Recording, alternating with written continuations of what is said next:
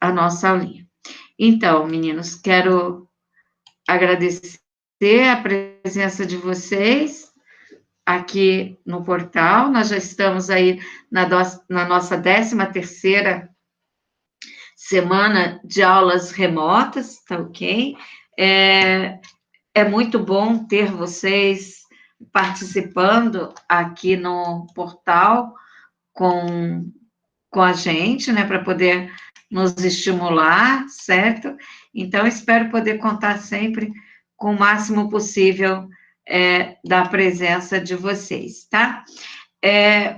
Então, eu não esqueci do que eu prometi para vocês na semana passada, de tentar gravar uma aula tentando explicar melhor a estrutura de monossacarídeos e das ligações glicosídicas, tá ok? Não esqueci, vou encaminhar para vocês tão logo seja possível, certo? E hoje, o que nós vamos dar? Nós vamos dar continuidade ao estudo dos carboidratos, né? Vocês viram que na aula passada nós vimos exemplos de vários polissacarídeos, aquelas tabelas, né? Falando das gomas, do amido, das pectinas, da carboximetilcelulose, da goma guar, goma xantana, carragenana, né? Da função desses polissacarídeos nos alimentos. Eles são utilizados não só nos alimentos, mas também como estabilizantes em medicamentos, em produtos cosméticos também, tá certo? Então, tem grande aplicação na área da farmácia e na área também de alimentos, certo? E hoje o que eu vou estudar? Nós vamos estudar algumas reações de alterações dos carboidratos quando presentes nos alimentos, tá ok? Então, eu vou aproveitar essa continuidade para apresentar para vocês o que é retrogradação do amido. Não sei se vocês já ouviram falar dessa palavra, mas é uma reação bem simples que ocorre com todos os alimentos que têm amido e que sofreu o processo de gelatinização, né? Vamos ver o que vem a ser essa gelatinização também, tá ok? Depois dessa reação de gelatinização, vocês vão ver o que é cinerese, né? E nós vamos discutir também sobre a reação de Maillard, e sobre a reação de caramelização. Então, esses pontos são bem rápidos, e logo em seguida nós vamos estudar os métodos de determinação de açúcares em alimentos. Lembrem que eu falei para vocês que quando a gente faz a determinação da composição percentual, os carboidratos, eles são determinados por diferença. Mas nós temos métodos, por exemplo, para determinar amido, para determinar glicose, frutose, como açúcares solúveis, tá certo? Então, nós vamos estudar esses métodos de determinação de carboidratos. Vamos estudar alguns, os mais importantes, que vocês vão encontrar bastante na literatura, porque os métodos extrapolam o que nós vamos apresentar aqui, tá bom? Então, para a gente entender o processo de gelatinização do amido, vamos rever um pouquinho sobre a estrutura do amido, né? Lembra que eu falei que o amido é um grânulo, né? Esse amido é um grânulo, e no interior desse grânulo nós temos duas moléculas, que é a amilose e a amilopectina, certo? Lembra que nós falamos que a amilose é um homopolissacarídeo linear constituído de ligações do tipo alfa-1,4. É um polímero ali de glicose, né? Então, a amilopectina também é um homopolissacarídeo constituído de glicose, só que é ramificada, né? A amilopectina é ramificada. E não sei se vocês sabem, mas nós podemos, através da microscopia, reconhecer os amidos provenientes das diferentes fontes.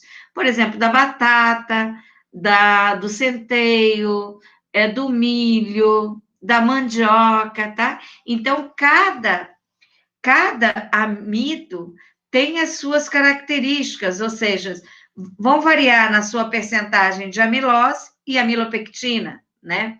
Além de variar na percentagem dessas duas moléculas, vão variar também no tamanho dessas cadeias, tá certo?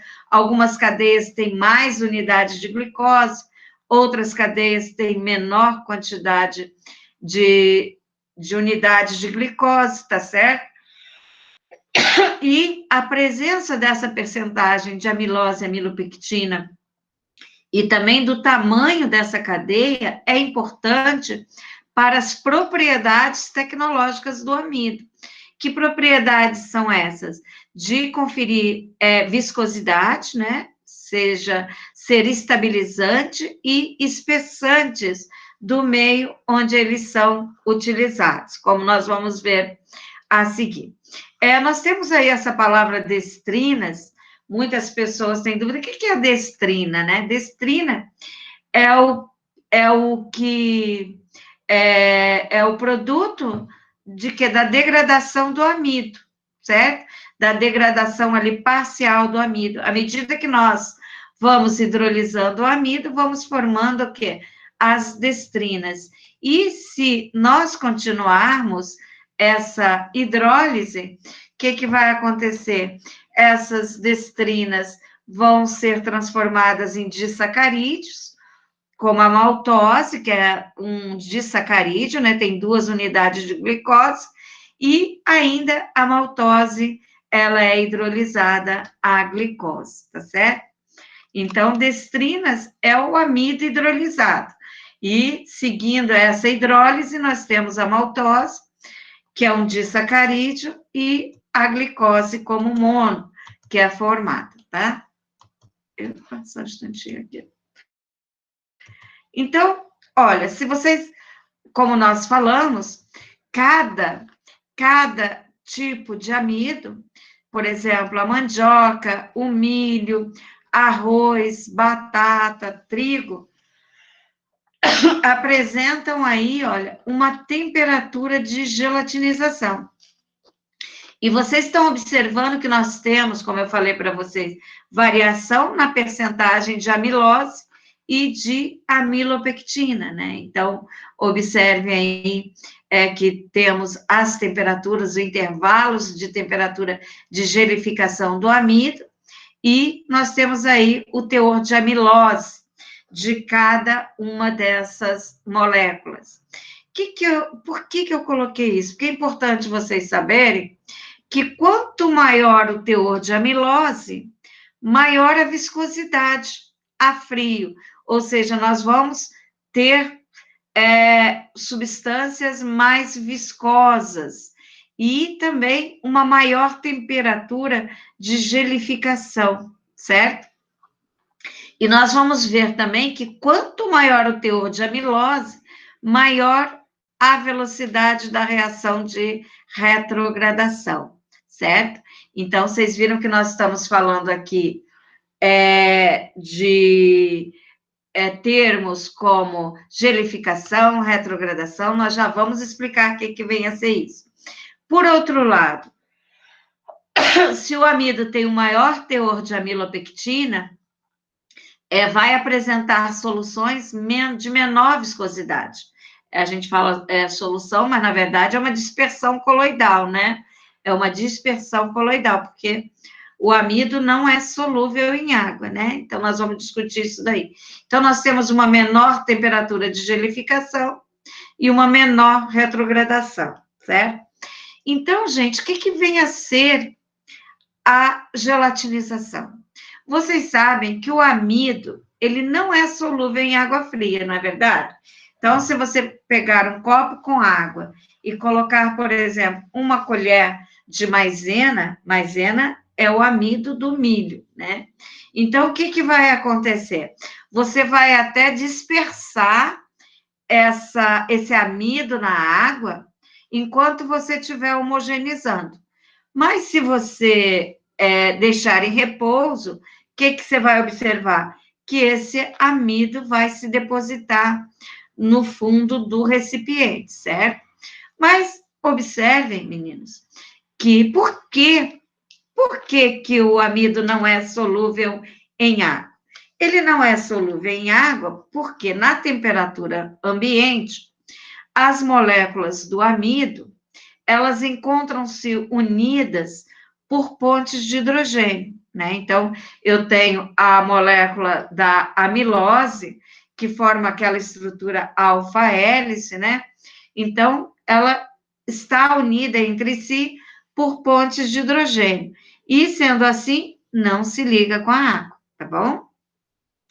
Então, à medida que nós fornecemos energia calorífica, ou seja, à medida que nós fornecemos calor para essa mistura, para essa suspensão de amido em água, o que, que vai acontecer? Vai acontecer que o calor ele vai quebrar essas pontes de hidrogênio entre as moléculas do amido, e essas moléculas elas vão migrar para a solução, né?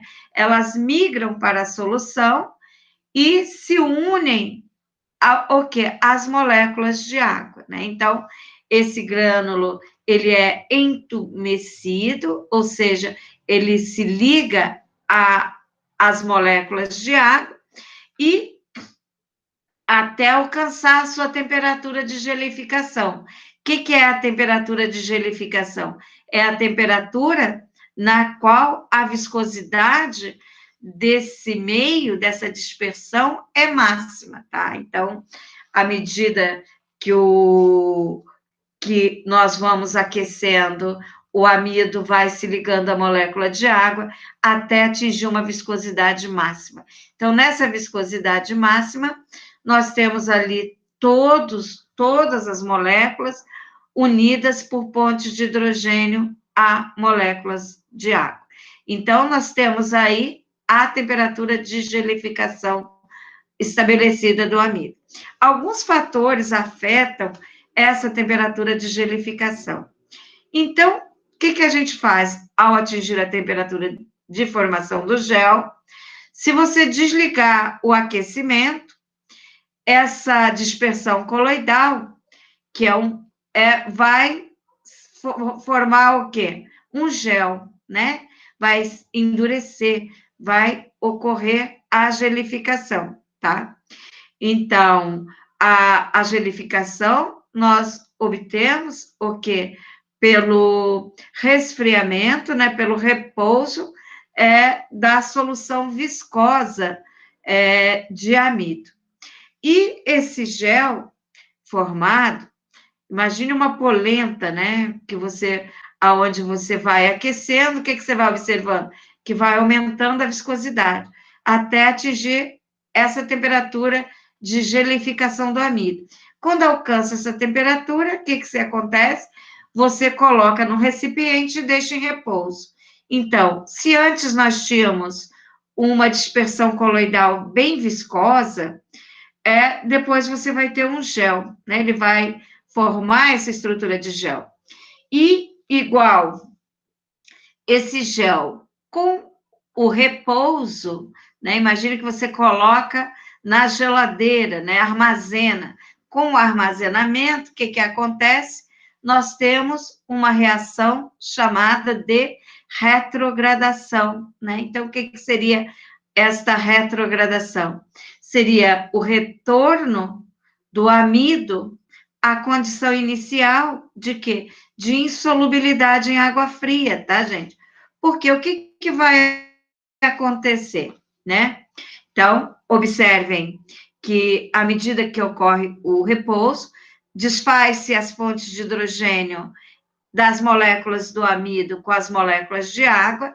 Então, observem que as cadeias, elas voltam a se unir novamente, as cadeias as amilose ou amilopectina, e nós temos aí estabelecida a retrogradação.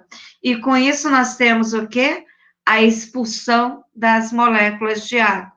Tanto é que se você observar no dia seguinte, for olhar aquela polenta, ela vai estar mais durinha e você vai observar um exudado de água ao redor, porque expulsa as moléculas de água.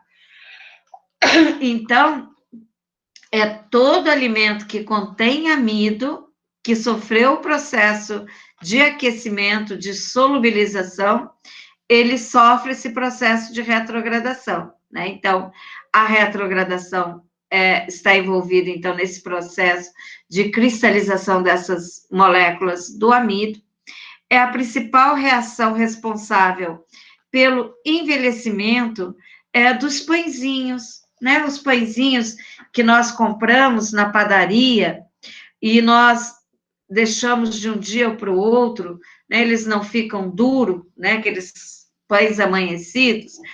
Por que eles ficam duros? Eles ficam duros por causa dessa reação de retrogradação. Até observe, você vai na padaria e a balconista te coloca os pãezinhos dentro de um saco plástico e dá um nó. E, no outra porção, coloca dentro de uma sacolinha de celulose, né? Então, você vai observar em qual desses dois meios o pãozinho vai durar mais tempo. No saquinho de plástico, por quê? No saquinho de celulose, o amido vai sofrer essa retrogradação, né?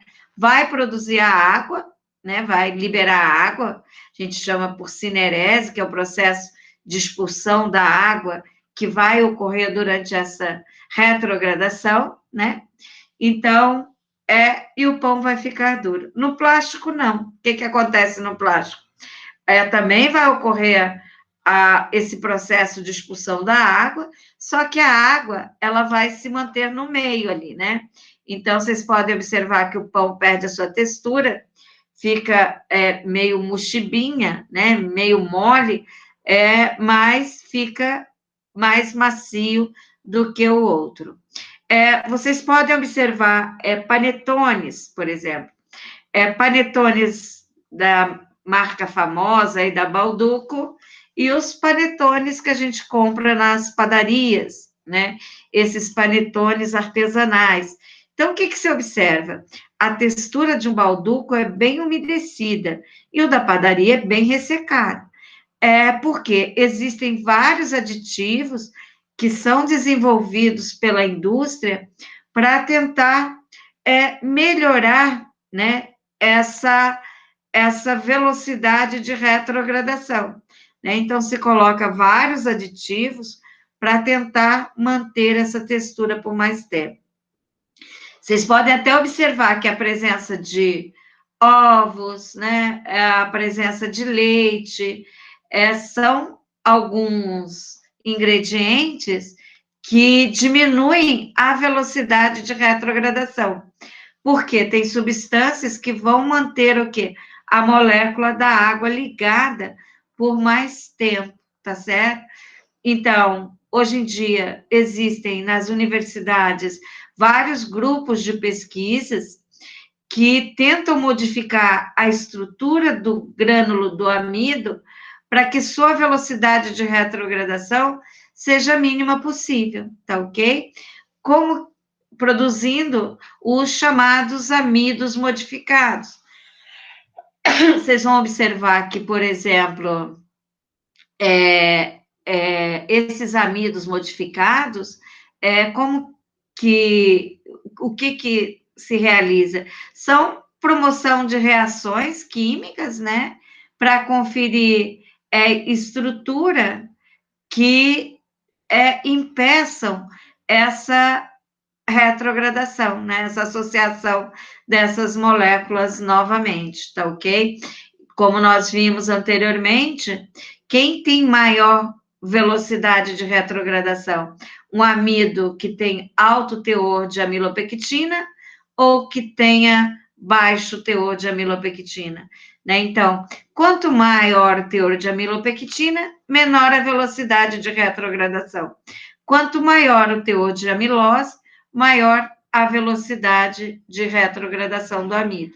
Então, tentam trabalhar nesse sentido para tentar fazer com que o alimento que sofreu o processo de gelatinização tenha maior vida útil. E vocês já observaram que tem algumas sopas, né, que nós compramos no mercado e que nós podemos solubilizá-las a frio, ou seja, a frio não, sem aquecer por um determinado tempo, né? Então, você só dissolve ali na água quente, você já tem, ou mesmo, até mesmo em água fria, eu consigo solubilizar a sopa, né? Por que isso? Porque ela contém amido pré-gelatinizado. Então, esse amido já foi aquecido antes, então ele se dispersa melhor em água, né? Ele vai formar o que nós chamamos de uma dispersão coloidal, tá ok? Então, esse é o processo de gelatinização, né? Que é pelo aquecimento do amido, certo? Que vai promover o que? A união das moléculas com a água e a retrogradação, que seria o que? O retorno dessas moléculas de amido a se associarem entre si, certo? E promovendo a cristalização da molécula. Ok? Certo?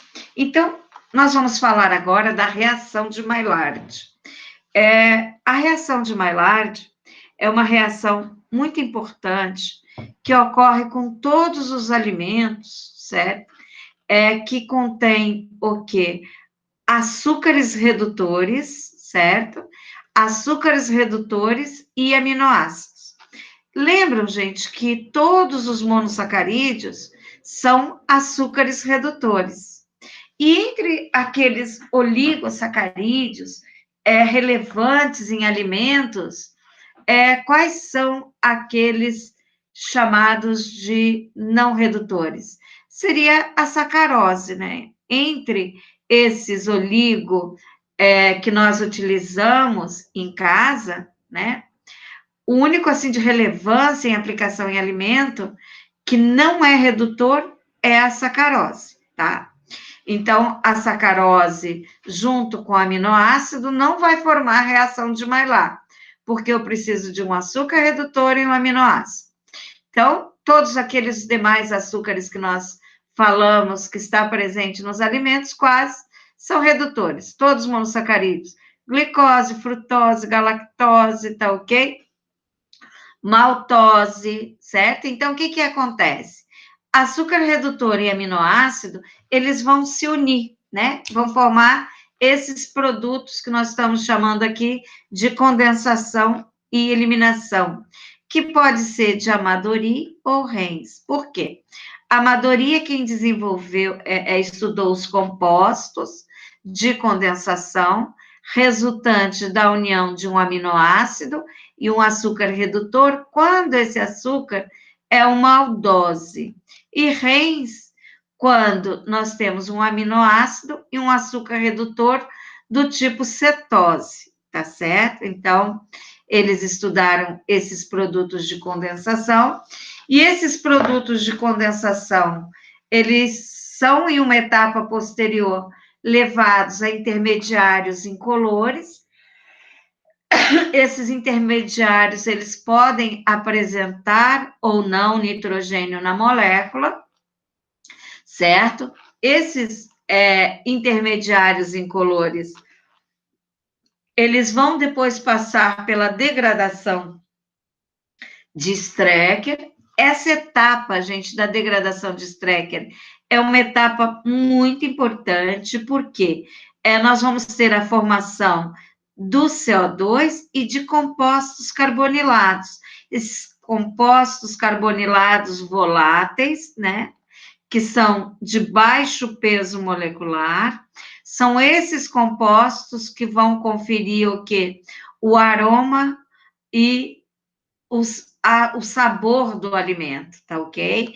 Então, é nessa etapa que envolve a degradação de Strecker que vão ser formados esses compostos carbonilados, principalmente aldeídos, que vão ser responsáveis pelo aroma e sabor do alimento. Então, quando você chega em casa, da porta, já observa que a tua mãe está fazendo uma batata frita, esse aroma é produzido aqui pela degradação de Strecker, tá ok? Igual quando passa perto de uma torrefação de café, que você sente o cheirinho do café também, do amendoim torrado, certo? Então, todos esses aromas são produzidos nesta etapa da degradação de Strecker, tá certo? Então, gente, numa etapa posterior, nós temos a formação das melanoidinas. O que são essas melanoidinas? São polímeros de alto peso molecular que contêm nitrogênio na molécula e são responsáveis pela cor, aquela cor marrom, aquela cor que atrai o consumidor no alimento. Então, aquela cor da carne assada, a cor do amendoim torrado, do café torrado também, do cacau, tudo isso é devido às melanoidinas, certo? Então, essas melanoidinas podem ser formadas através desses intermediários incolores e de produtos também da degradação de Strecker. Então, essa reação também, gente, é responsável por formar alguns compostos que podem ser nocivos nos alimentos, principalmente esses compostos cíclicos, as pirazinas, tá ok? Então, alguns autores relatam a formação de compostos cíclicos, certo? Tóxicos, nocivos, naqueles alimentos muito processados, certo?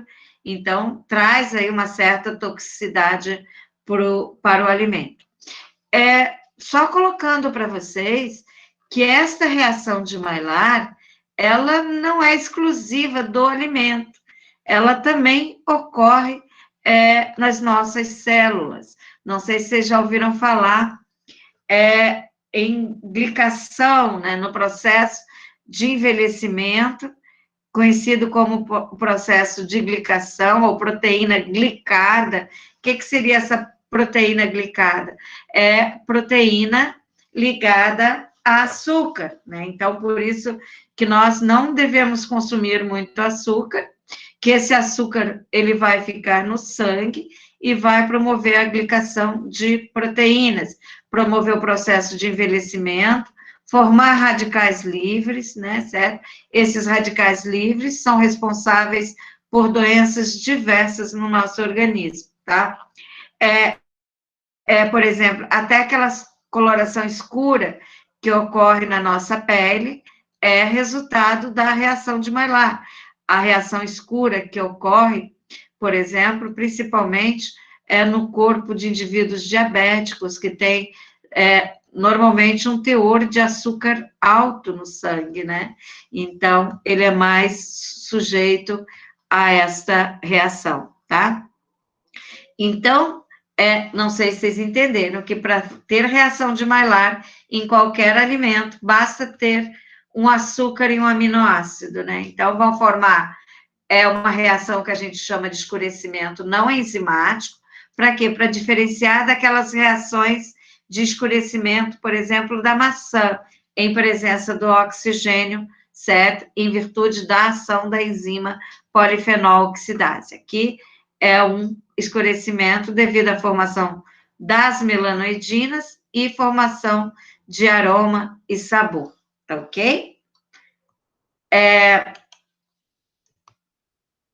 Então, gente, nós vimos que a reação de Maillard vai conferir aroma, sabor, cor, né?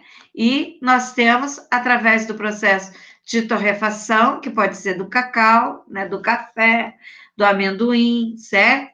Então, nós temos aí a associação de açúcares e proteínas. Quanto maior a temperatura, maior a velocidade da reação. Então, quem é responsável pelo aroma são muitas moléculas de baixo peso molecular, que são aquelas moléculas voláteis, certo? E quem vai conferir a cor são as melanoidinas, que são as moléculas de alto peso molecular, que são os polímeros, tá certo? Vamos falar daqui a pouquinho da reação de caramelização. A caramelização é uma reação muito mais simples, tá ok? Então, a reação de Maillard, opa, só um instantinho. A reação de Maillard, ela tem vantagens e desvantagens, tá ok? Uma vantagem é quando ela tornar o alimento mais aceitável pela cor e o sabor produzido, certo? Tem gente que prefere o amendoim torrado, né? Também a mesma vantagem pode ser uma desvantagem. Pode ter pessoas, indivíduos que não gostam do amendoim torrado. Igual, por exemplo, o processamento do leite UHT, muitos indivíduos não aceitam o leite UHT devido ao que? A ocorrência da reação de Maillard, que vai promover alteração no sabor, né, no aroma desse alimento, certo? Uma outra vantagem atribuída à reação de Maillard seria uma possível atividade antioxidante na rancificação dos lipídios, dos compostos incolores que são produzidos pela reação.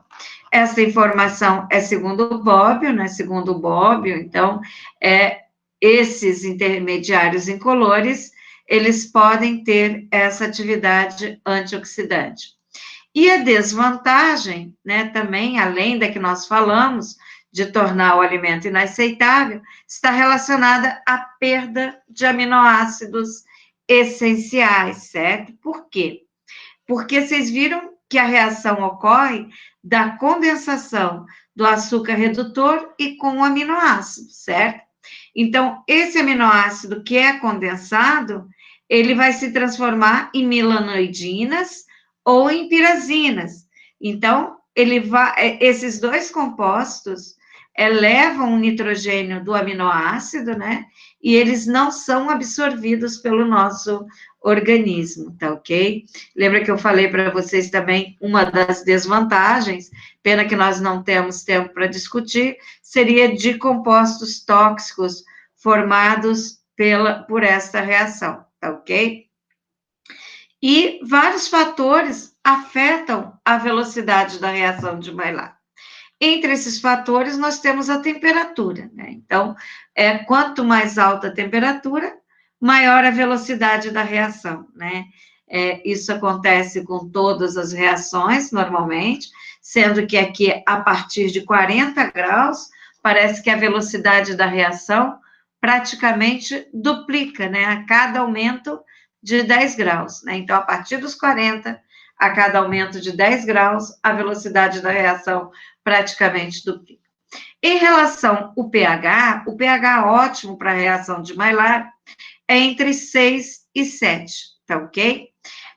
Por quê? Se o meio for muito alcalino, o que pode começar a ocorrer é a degradação dos açúcares, segundo a reação de caramelização, ou seja, ocorrer a caramelização no lugar da reação de Maillard, tá?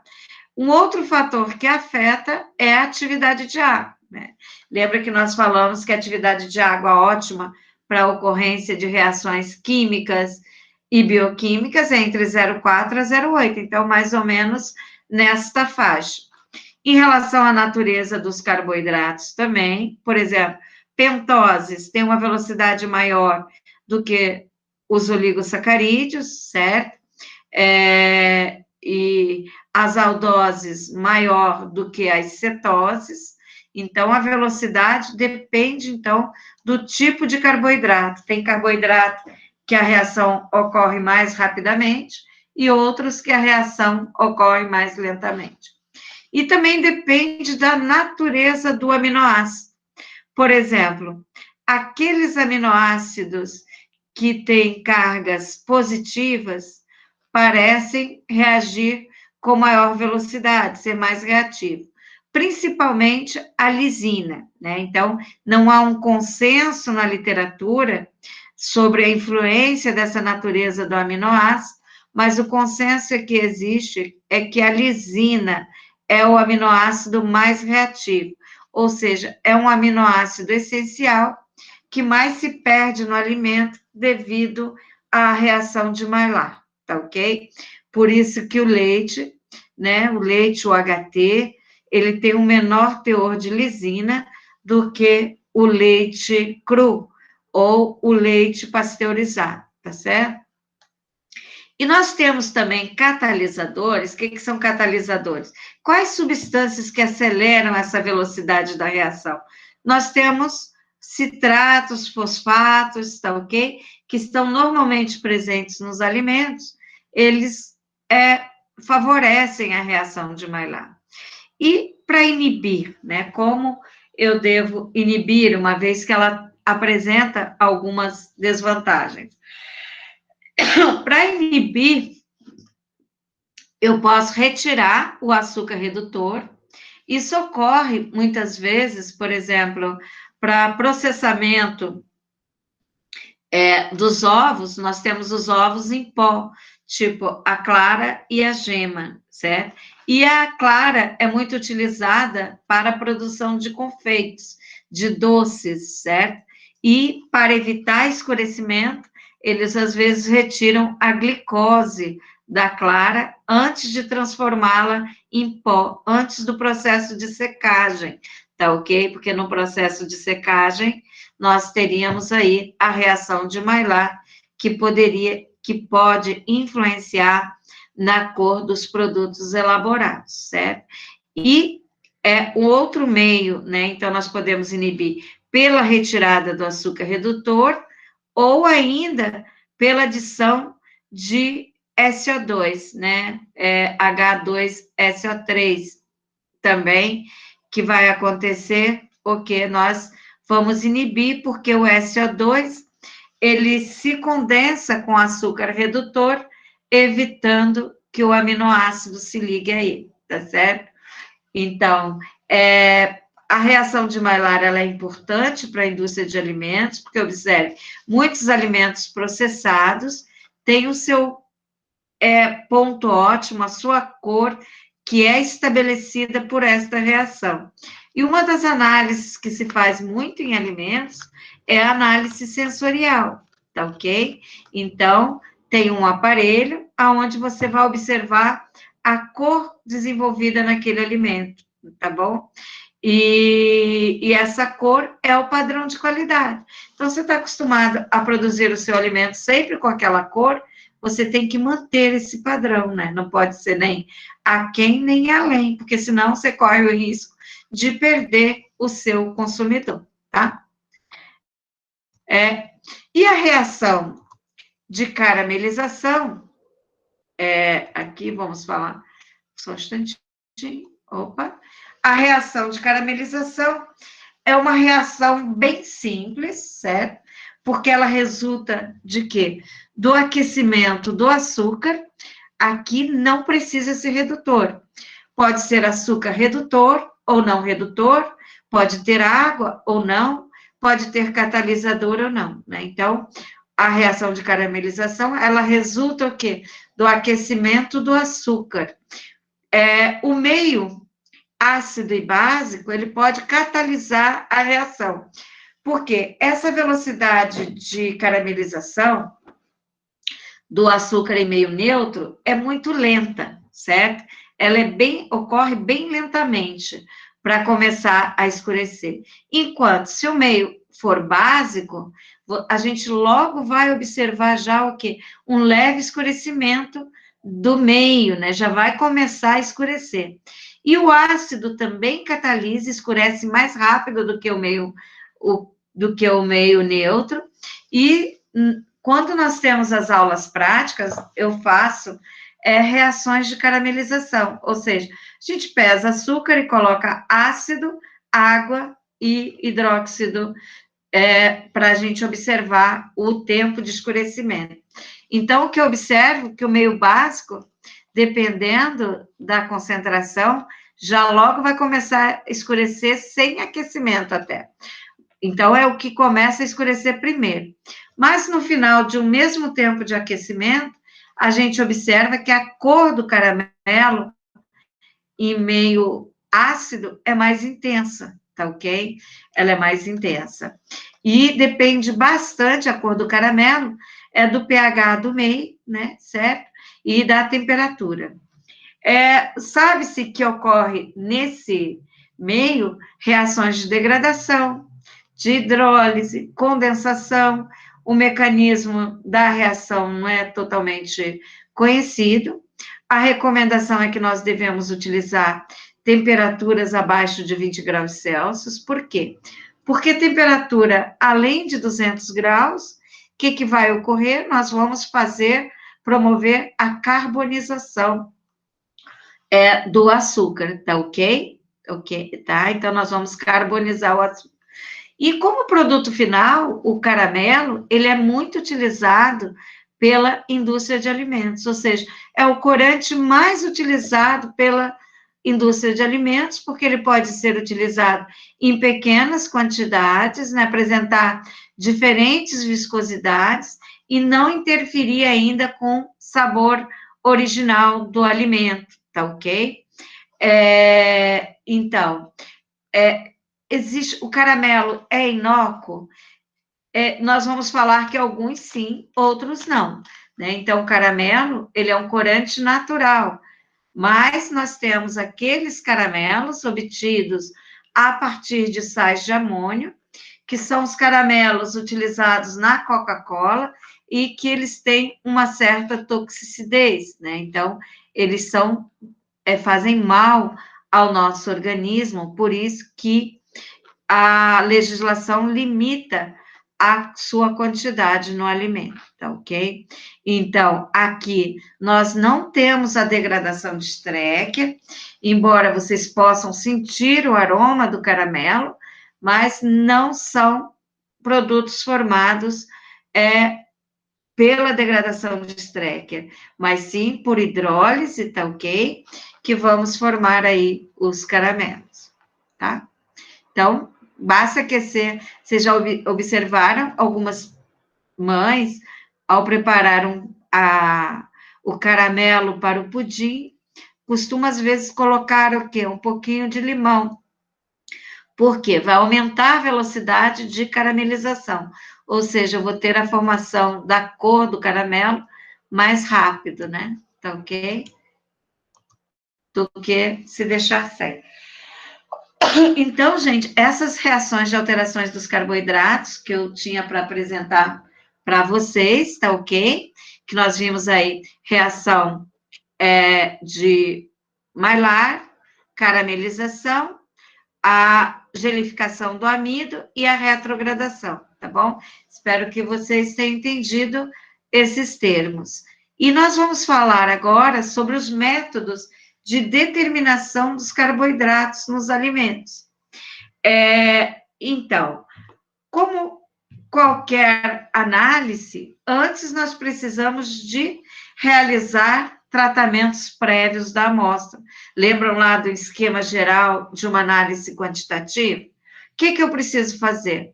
Eliminar pigmentos solúveis. Por exemplo, eu vou fazer análise de um vinho. Vou analisar, por exemplo, desde a acidez do vinho, eu vou usar às vezes um indicador que tem a coloração rosada, né? E a cor do vinho vai impossibilitar a visualização do ponto final da reação. Então, eu tenho que eliminar esses corantes. E vocês vão observar que eu posso eliminar esses corantes por descoloração, né? Colocando um antioxidante, ou mesmo colocando umas substâncias clarificantes, né? Que vão precipitar essas substâncias que vão interferir na medida. E uma substância muito utilizada para clarificar, né, para promover aí a descoloração, é o carvão ativado, né? Então, observe aí na figura a comparação entre uma amostra de vinho com e sem o processo de descoloração. E a gente coloca o que para promover essa descoloração? Nós colocamos carvão ativado, né? Porque o corante vai ser absorvido pelo carvão. Outras substâncias também que interferem na análise são substâncias opticamente ativas, né? Ou seja, o que são substâncias opticamente ativas? São aquelas que apresentam carbono assimétrico, certo? Tipo aminoácidos, certo? E como que eu posso eliminar esses aminoácidos ou essas outras substâncias opticamente ativas? Eu posso eliminar através de um tratamento por resina trocadora de íons, certo? Onde eu coloco, aqui tem um esqueminha do lado mostrando, né? Que você passa na coluna a água, ou uma substância capaz de promover a solubilização desses interferentes, e você retira esses interferentes, e depois você passa, através da coluna, uma solução aonde a sua amostra seja solúvel, e você recupera a sua amostra sem os interferentes, ok? Compostos fenólicos também podem interferir, lipídios, por isso que muitas vezes a gente faz o quê? A desengorduração, nós promovemos o desengorduramento da amostra, né? Extração prévia dos lipídios, ok? Usamos a amostra desengordurada, ou mesmo eliminação das proteínas. Proteínas, isso é comum, às vezes que eu tenho proteína e lipídios, as proteínas podem interferir nos lipídios, os lipídios nas proteínas. Por exemplo, você vai analisar os açúcares do leite, e ali tem a caseína que interfere, e eu tenho que eliminar, eu não quero determinar a proteína, eu quero determinar somente a lactose. Então, o que eu tenho que fazer? Coloco o ácido, que eu vou precipitar a proteína, e utilizo só o soro do leite ali para poder fazer a análise. Comum também o sangue, né, gente? Vocês sabem que precipita ali as hemácias, utilizam o soro para fazer a dosagem do açúcar do soro, tá certo? Então, nesse primeiro momento, nós devemos fazer esses tratamentos prévios da amostra para eliminação de interferentes, certo? E se a amostra tem gás também, por exemplo, eu quero determinar o açúcar presente no refrigerante. Olha, se você for pegar uma pipeta e medir 10 mililitros da amostra do refrigerante, vai muito gás junto, né? Então, o que eu tenho que fazer? Eu tenho que remover o gás, certo? Para poder dosar a amostra, tá? Então, essa é uma das primeiras etapas. E nós temos os métodos qualitativos de identificação dos carboidratos, né? Que métodos qualitativos? Eles podem ser baseados em reações coloridas, certo? E nas propriedades redutoras do grupo carbonila. Então, nós temos dois métodos qualitativos muito utilizados.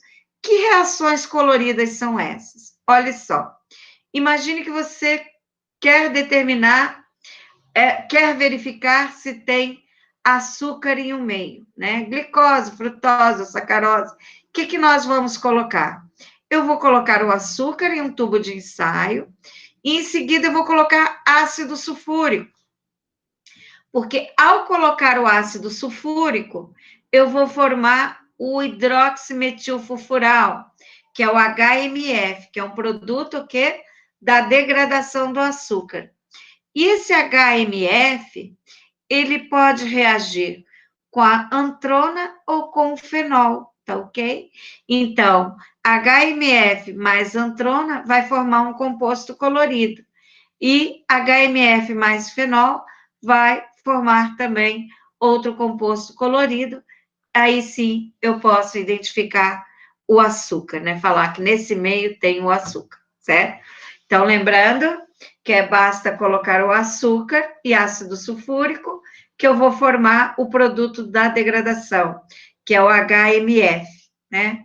Hidroximetilfurfural, que pode ser identificado com a antrona ou com o fenol. Outro método é utilizando o reativo de Feeling. Lembra que nós falamos que os açúcares redutores, o que acontece? Eles reduzem o cobre mais 2. O cobre mais 2, ele faz parte do reativo de Feeling, né? Que é uma solução de sulfato de cobre.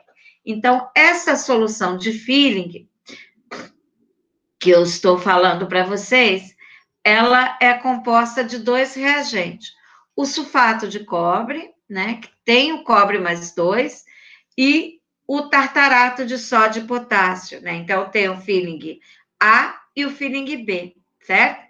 Então, o que eu faço para verificar? Imagine que eu tenho várias amostras na bancada e eu quero saber qual daquelas amostras tem açúcar redutor. Então, eu vou distribuir nos tubinhos de ensaio e vou colocar 2 mililitros, por exemplo, nessa amostra do Feeling A e 2 mililitros do Feeling B, porque são 2 reagentes separados, o A e o B. Para que o B? O B é para manter o pH do meio, porque a reação ocorre em meio alcalino, tá? Então, nós temos aí o tartarato de sódio e potássio, que é para manter o pH aí no caso, né? Então, se tem o açúcar transforma o cobre mais 2, que é azul, em cobre mais 1, né? Tá? Então, pela mudança de cor, eu tenho a identificação do açúcar aí no meio, certo? Então, seguindo aqui, então lembra que nós falamos que eu posso utilizar reações coloridas para identificar, não é verdade? Para identificar a presença do mono ou oligosacarídeo, certo? Porque eu colocando em presença de ácido sulfúrico, vai ser formado o HMF reage com a antrona, e nós vamos ter a formação de um composto, de um complexo, que pode ter a cor marrom esverdeado. Então, dessa maneira, nós qualificamos. Agora, a gente também pode quantificar através dessa reação. De que maneira? Pelo seguinte fato, que a intensidade da cor, ela é proporcional à concentração, não é verdade? Então, eu posso, sim, quantificar também esses carboidratos, fazendo a medida da intensidade desta coloração.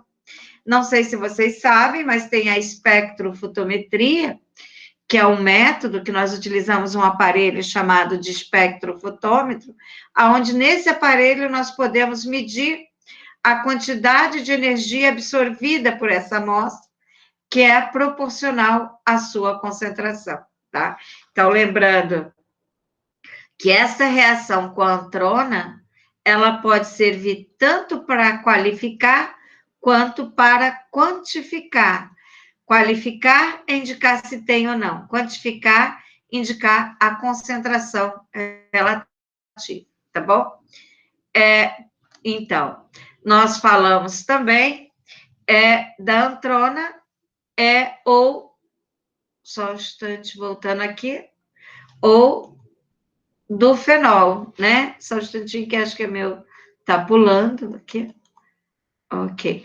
Ou fenol, né? Então, por exemplo, eu posso ter o açúcar em presença de ácido sulfúrico, que vai formar também o HMF, que reage com fenol e forma esses compostos de cor laranja, né? Então, a formação da cor laranja já é um teste qualitativo, mas eu posso usar também para quantificar, medindo que a intensidade dessa coloração laranja em um espectrofotômetro, né? Porque vocês sabem, por exemplo, você tem uma solução de iodo. Você sabe que quanto mais intensa essa coloração, maior a concentração de iodo. Igual é em geral, né? Qualquer intensidade de cor, né? Qualquer substância que você quer determinar, a quantidade de energia é proporcional, aí no caso, à concentração, né? Ou seja, quanto mais intenso, maior a concentração. Então, da antrona, né? Vocês viram que o fenol é uma cor laranja, a antrona aí uma coloração esverdeada. E nós temos, e amido? Ah, professora, você falou mono e oligosacarídeos. E o amido? O amido é um polímero de glicose, né? Então, nós vamos precisar de fazer o quê? Enzimas, né? De fazer uma hidrólise do amido. E para fazer essa hidrólise do amido, eu utilizo enzimas específicas, certo? Como amilases, né? Certo? Então, essas enzimas vão promover a hidrólise do amido. Nós vamos fazer, então, vamos ter o que no meio? Oligosacarídeos. E esses oligosacarídeos, reagindo com ácido sulfúrico, nós vamos ter o HMF. Nós podemos utilizar o fenol ou a antrona para nós termos aqueles compostos coloridos, né, para medir a intensidade no espectrofotômetro. Aqui é de uma forma indireta, mas nós podemos medir também. E a celulose e outros polissacarídeos, nós já estudamos, né, o método de determinação através do método enzímico gravimétrico, que nós já vimos quando vimos a determinação da composição percentual. Então, gente, nós falamos que nós podemos qualificar os carboidratos por reações qualitativas, certo? Utilizando, no caso, o HMF, o ácido sulfúrico, que forma o HMF, vamos reagir com antronofenol, e podemos usar essas mesmas reações coloridas para indicar a concentração relativa desses carboidratos no meio. Lembra também que nós podemos qualificar, ou seja, indicar se tem açúcar no meio, pelo teste de açúcares redutores, utilizando o reativo de Feeling, certo?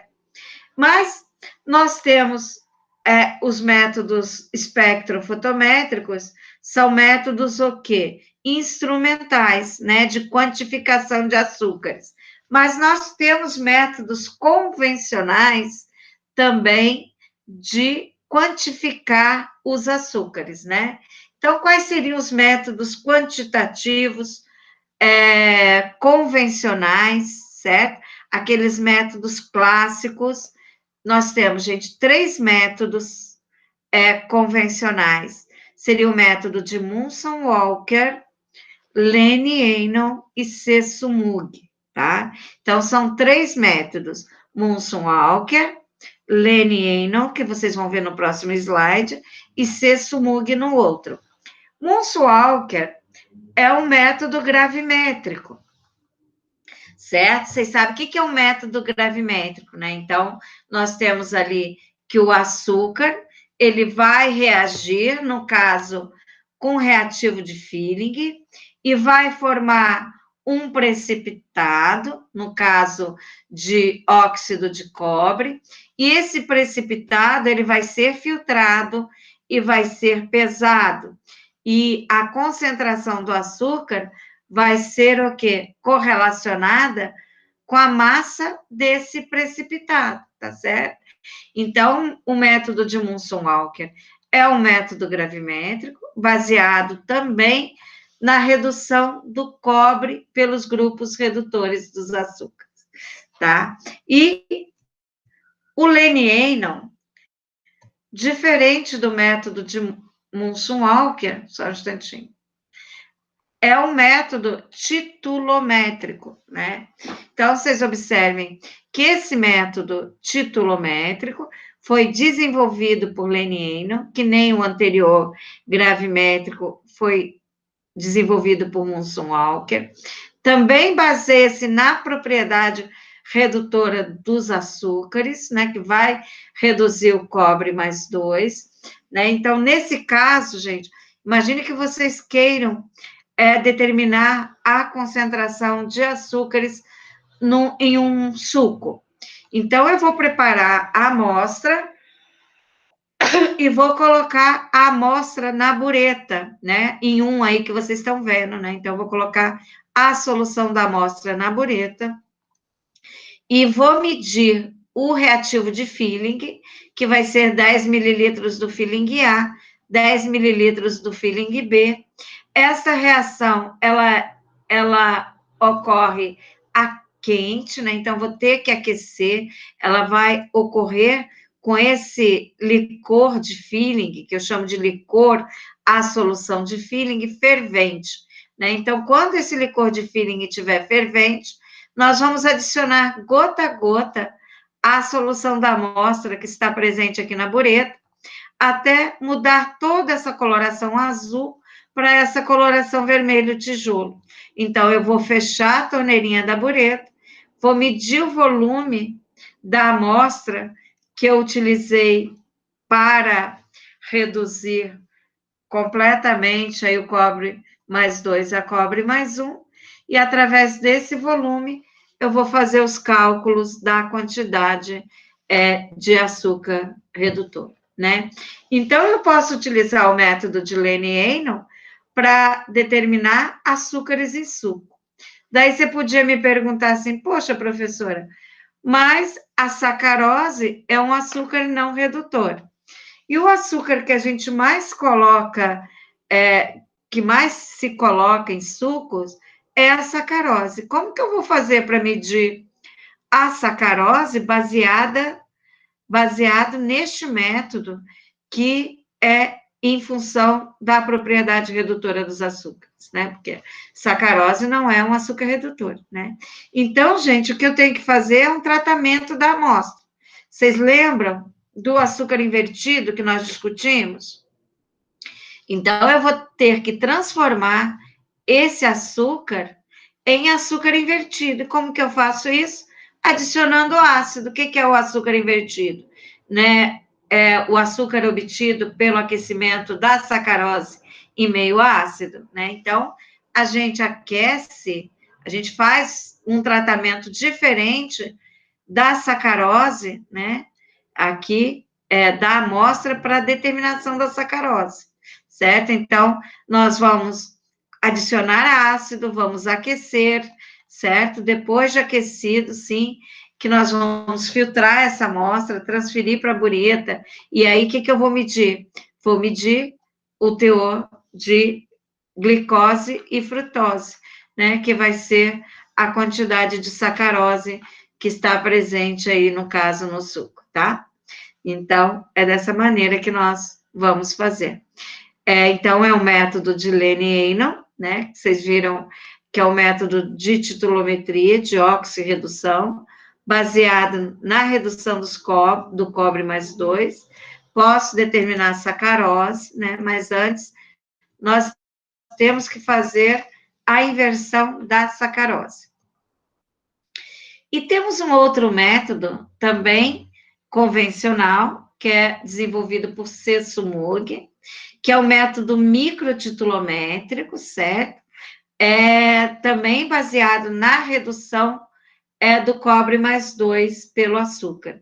É muito parecido com o método de Lane-Einstein, só que nesse caso é para determinar pequenas quantidades de açúcares, né? Para determinar pequenas concentrações de açúcares, certo?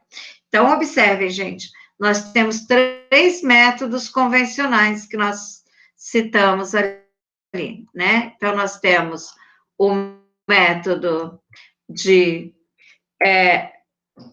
Munson Walker, Lane-Einstein e Sesumog, os 3 baseados na propriedade redutora dos açúcares, tá ok?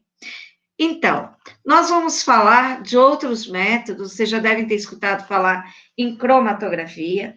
Cromatografia é uma técnica separatista, né? Ou seja, separa os componentes e realiza a análise deles, tá ok? A cromatografia eu tenho cromatografia simples, né? Até cromatografia mais sofisticada, certo? Então, nós temos cromatografia em papel, cromatografia em camada delgada, cromatografia em coluna, que são métodos bem simples, e temos a cromatografia gasosa e a cromatografia líquida de alta eficiência ou alta performance, que são dois métodos muito sofisticados, tá ok? São métodos caros, mas têm uma aplicação em análise de alimentos muito grande. Não sei, então, como falei, a cromatografia é uma técnica onde nós vamos separar os componentes para determiná-los individualmente, tá? Ok? Então, a cromatografia em papel é uma técnica simples, onde nós temos o papel próprio para a cromatografia. Se não tiver, a gente pode cortar uma tirinha de papel de filtro mesmo, aquele papel de filtro que vocês estão acostumados a observar no laboratório. Então, a gente faz o depósito aí da amostra em um ponto, certo? Com microcapilar, e nós utilizamos um solvente ou um eluente. O que esse eluente vai fazer? Vai transportar os açúcares presentes na amostra, né?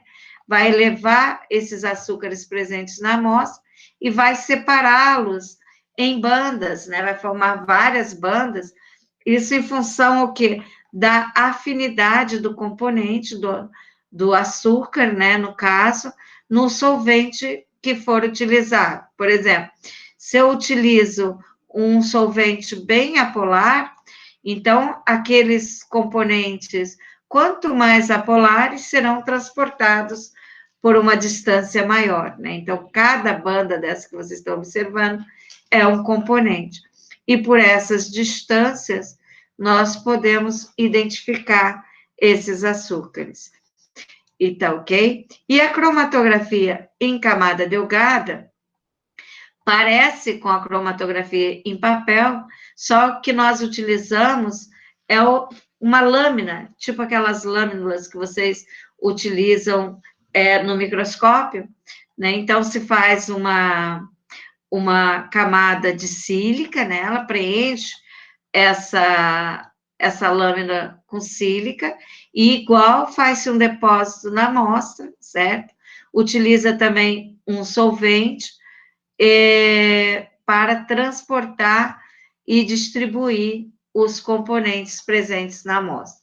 Vocês vão entender melhor aqui na cromatografia em coluna, aqui do ladinho, ó. Então, nós utilizamos uma coluna como essa que vocês estão vendo no desenho, né? Parece uma bureta, só que de maior diâmetro, tem uma torneirinha na ponta. E o que acontece? Primeiro, a gente faz o empacotamento dessa coluna, ou seja, nós colocamos, pode ser um açúcar, né? Pode ser sílica, ou nós colocamos um suporte. Para que esse suporte?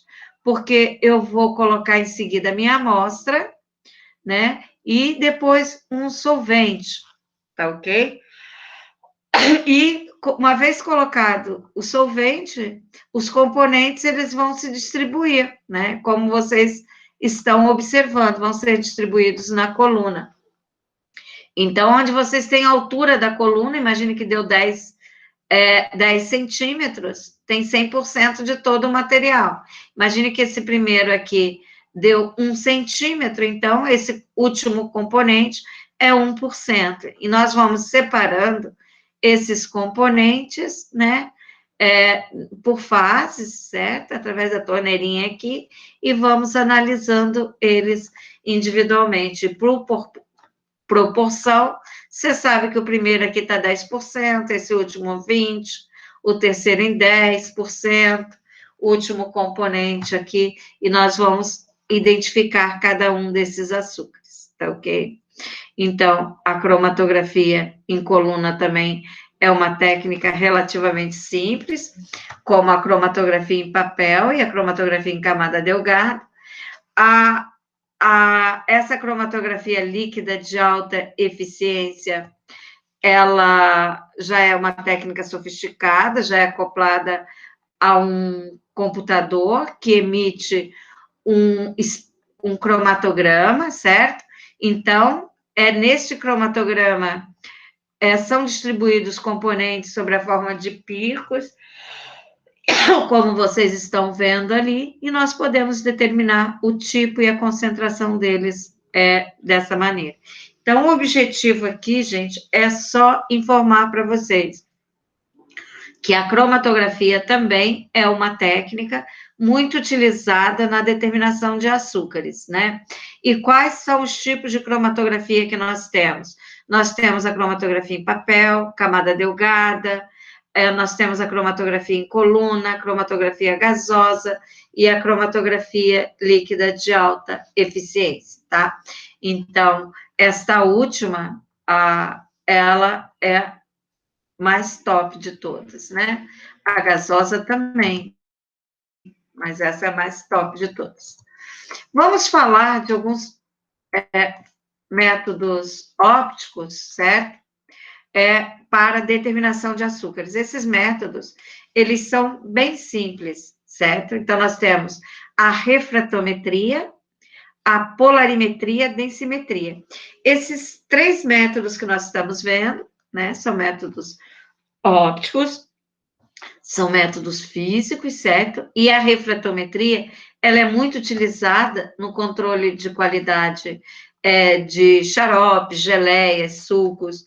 Nós temos, nesse desenho que vocês estão vendo, um refratômetro de bancada, que parece um microscópio, né? Então, onde a gente vai colocar a amostra, certo?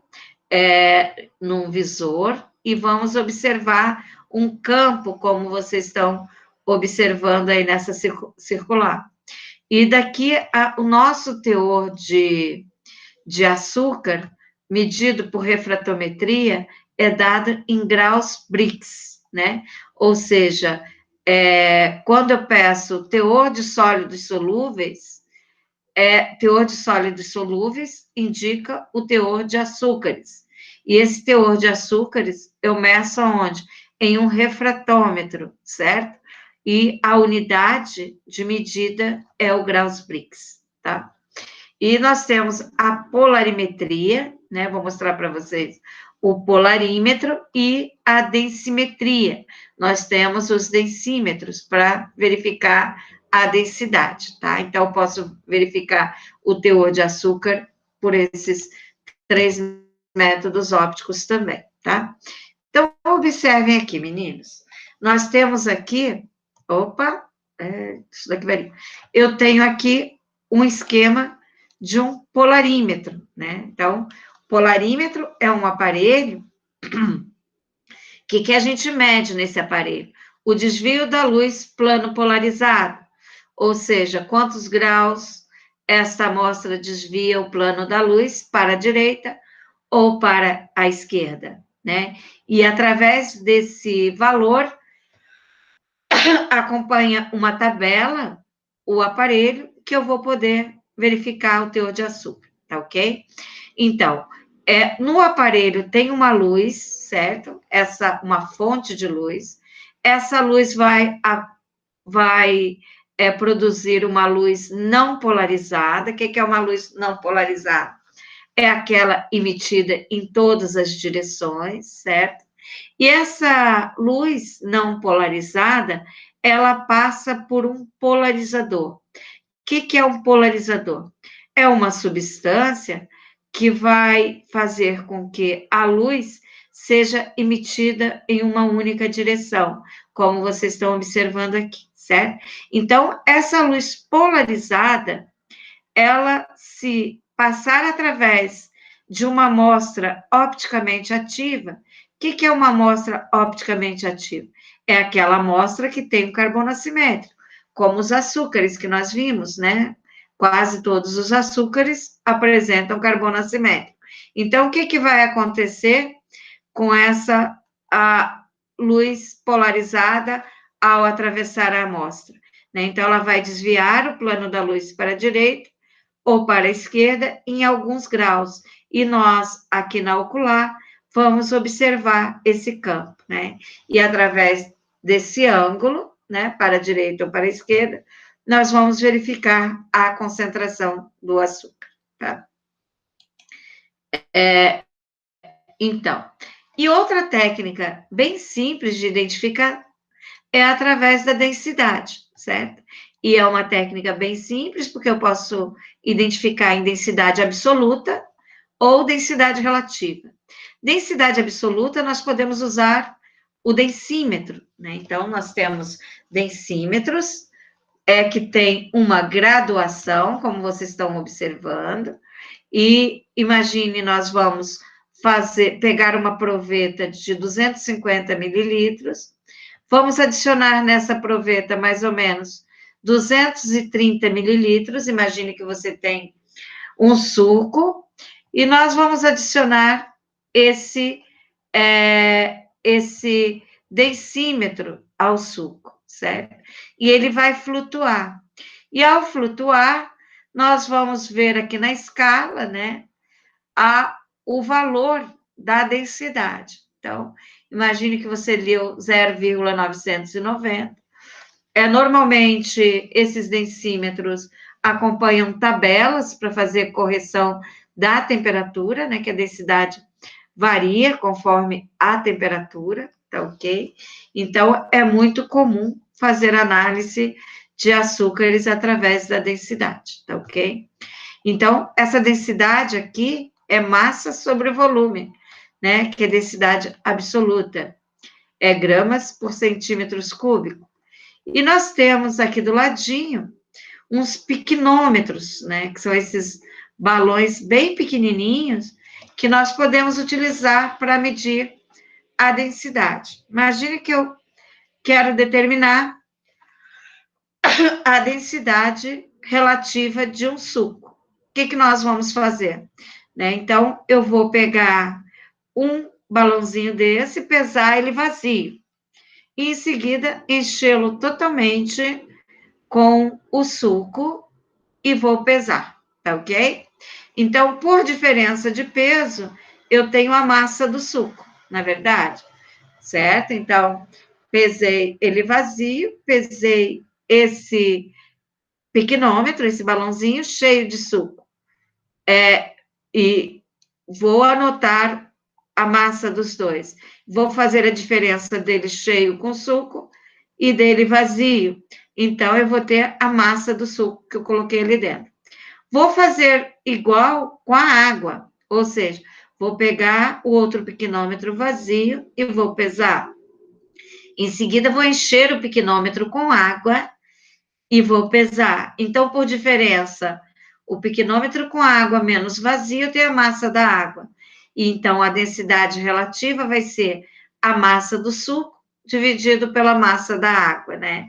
Então, através desse valor, eu posso determinar também o teor de açúcares nas tabelas, tá bom, gente?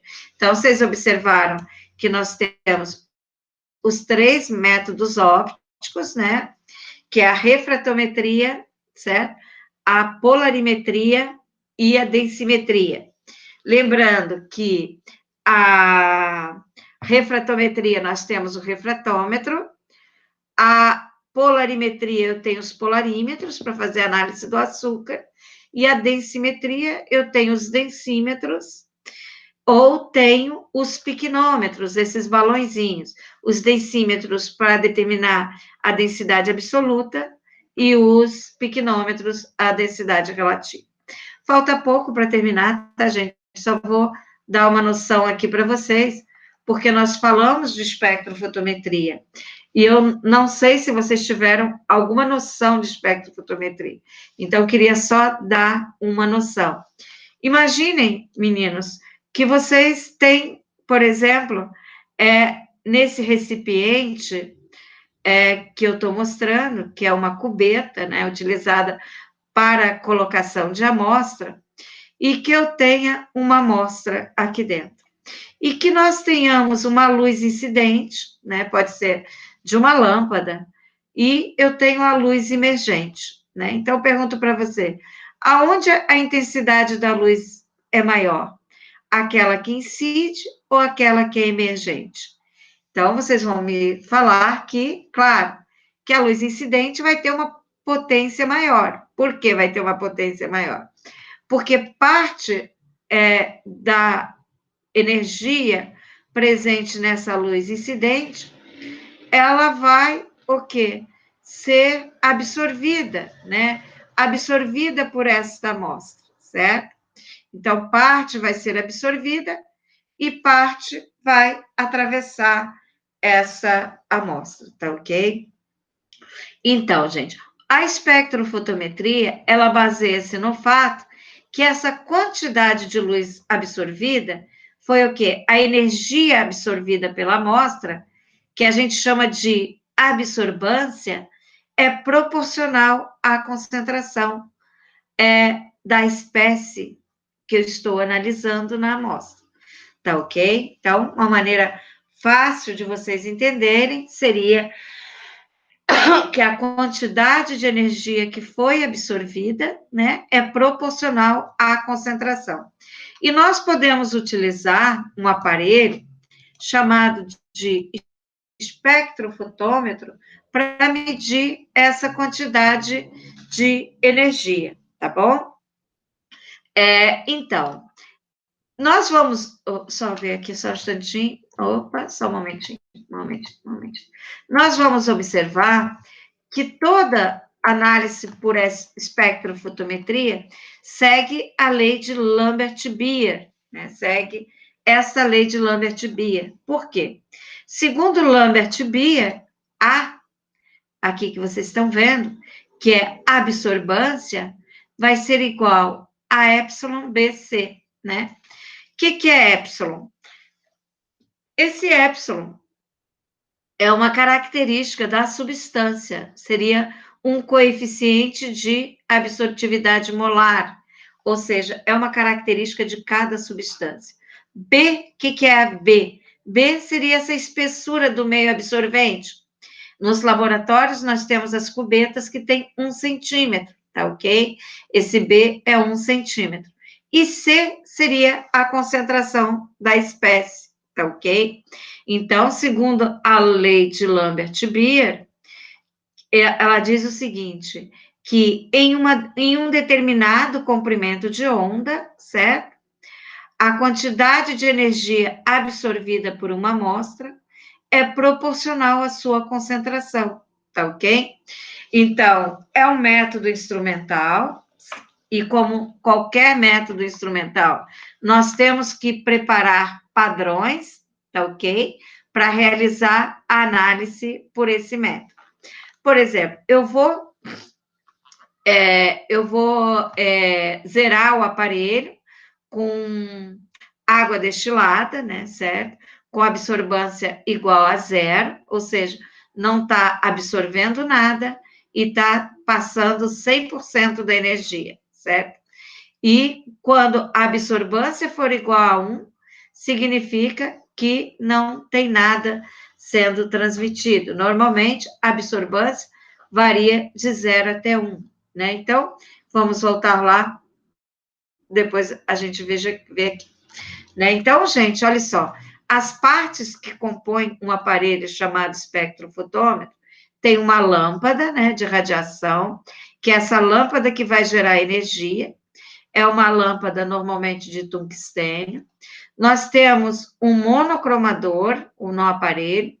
O monocromador é um dispositivo que separa o comprimento de onda, né? Então, por isso que nós vamos separar esse comprimento de onda, selecionar, igual você quando vai no rádio, sintonizar 98 FM, você vai e ajusta o seu botão nessa energia, o monocromador também separa o comprimento de onda.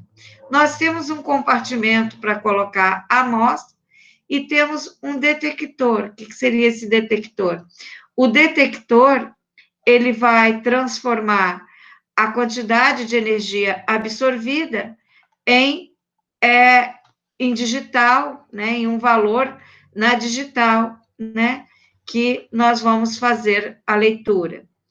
Os recipientes que se utiliza para a colocação de amostra pode ser de quartzo, vidro ou plástico, certo? Nós temos espectrofotômetro de ultravioleta e de visível, né? Normalmente o espectrofotômetro ele faz análise do visível e do ultravioleta.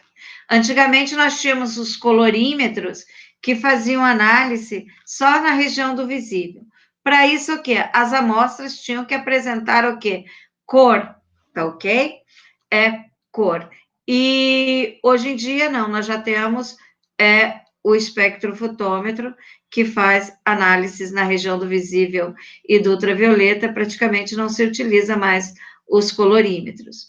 E observamos que na região do ultravioleta, nós podemos utilizar só cubetas de quartzo, certo? Por quê? O quartzo, porque senão o vidro e o plástico absorvem nessa região do ultravioleta, certo? E podem dar erro. E se eu estou fazendo análise na região do visível, ou seja, para aquelas amostras que apresentam cor, eu posso utilizar cubeta tanto de vidro quanto de plástico, tá ok? Então, o que é a cubeta? Cubetas são recipientes para colocar a amostra, que nós chamamos de celas de medida, né? Elas podem ser de quartzo, vidro ou plástico. Vidro e plástico pode ser utilizada só na região do visível, e o quartzo para a região do ultravioleta e visível. Só que dificilmente nós vamos utilizá-las na região do visível, porque esse material é muito caro, né? Então, elas são bem guardadas, bem cuidadas, para não arranhar, né? Porque são muito caras. Então, vocês vão ter esse gráfico aqui na outra, que eu vou mostrar para vocês. Aqui, ó. Então, gente, é só para vocês terem uma noção, né?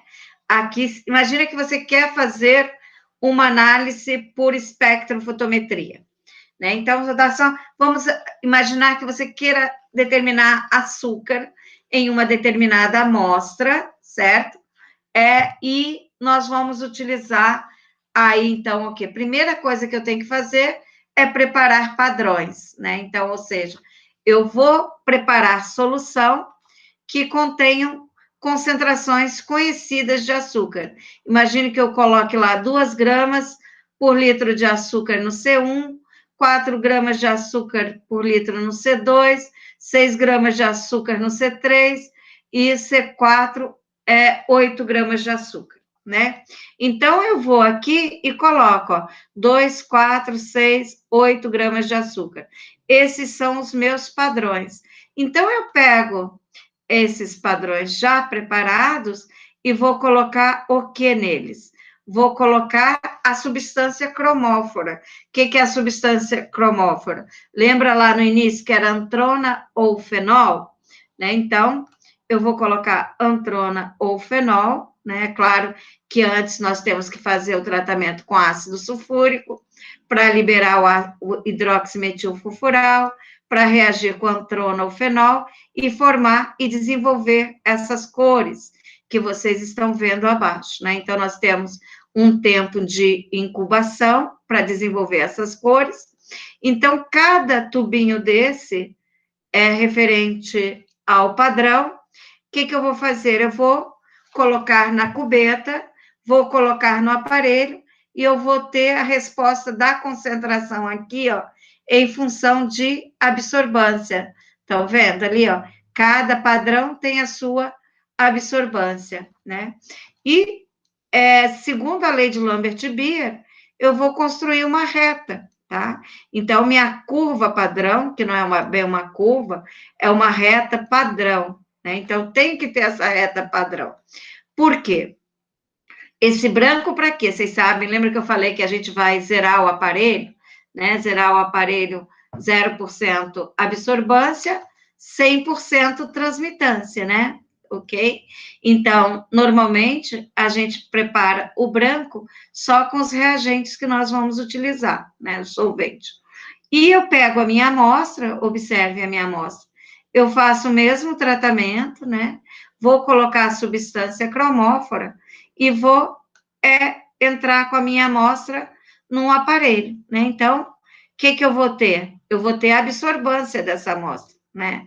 Daí eu posso entrar na curva e vou ter a concentração da amostra, né? Então, vocês observem que visualmente você até pode encaixar a amostra entre, aí você vai observar entre as C2 e C3, né?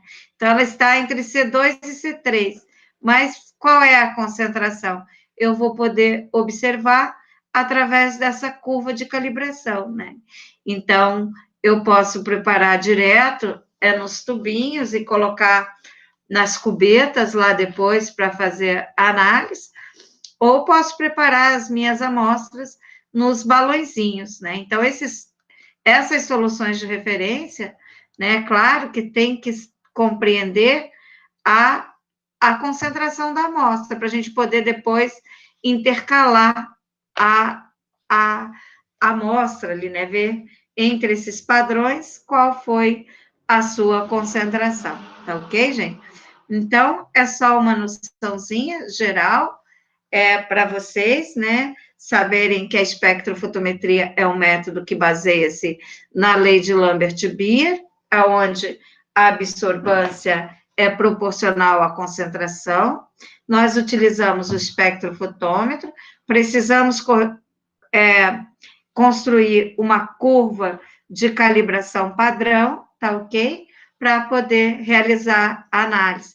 E que o recipiente onde nós colocamos a amostra é a cubeta pode ser de quartzo, de vidro, né? Ou de plástico, certo? Então, gente, por hoje é só, né? Então, até a próxima aula. Quero agradecer a participação de vocês e até a próxima semana. Tenham um excelente feriado, tá ok? Queria saber se vocês ainda estão aí comigo. Estão aí, pessoal? Coloquei para vocês 2 questõezinhas lá na atividade de frequência, tá ok? Esse método de análise, espectrofotometria, vocês já tiveram alguma disciplina que discutiu essa técnica com vocês? Já, meninas? Ou não? Ah, ninguém? Então, vamos ver se ao retornar a gente não faz um curso de extensão ligado à espectrofotometria, que é uma técnica bem importante, principalmente para vocês, farmacêuticos. Vocês vão encontrar em muitas provas de concurso falando sobre espectrofotometria. Vocês alguém já citou, já falou para vocês em química analítica? Vocês estiveram com quem em química analítica? Micron. Química analítica, se não me engano, do professor Devani. Devani? Devani. Ele falou para vocês sobre espectrofotometria? Ele falou alguma coisa, falou sim, professor. Falou, né? Então, lá no laboratório da Uniandrade, nós temos espectrofotômetros, né? Então, vamos ver se semestre que vem posso oferecer um curso de extensão para vocês manusearem. Nós temos espectrofotômetros, nós temos a parte de cromatografia. Vocês já viram cromatografia em alguma disciplina? Cromatografia também, se não me engano, foi ele também. Ele falou para você, citou também a cromatografia, né? Falou. E também sobre refratometria, polarimetria, porque são todos métodos de análise que nós citamos aqui para análise de açúcares, mas vocês vão observar que vocês podem fazer muitas análises de outros parâmetros utilizando essas técnicas, sabe? Tá ok? Legal, legal. Então tá, gente, tentem fazer as atividades. Qualquer dúvida na realização delas, vocês podem entrar em contato comigo, tá? E eu vou encaminhar para vocês, eu não vou deixar acumular matéria para vocês fazerem os exercícios, tá? Então, vou ver se na semana que vem eu libero uma lista de exercícios referente a carboidratos, para vocês realizarem as atividades, tá ok? E depois, Legal. a gente, quando começar a proteína, aí a gente faz uma lista separada também, que é melhor para vocês irem tirando dúvidas, né? Porque a gente só vai Ah, sim. saber se entender alguma coisa quando for fazer os exercícios, né? Para ver se Na eu prática. consigo extrair do ponto as respostas daqueles exercícios. Tá ok, gente? Tá? Beleza, professora. Então, estou à disposição de vocês, qualquer necessidade, tá bom? E muito obrigada pela atenção e tenham um excelente feriado aí, tá? Obrigado, Tchau, né? gente. Bom final, Fica professora, com também. Deus.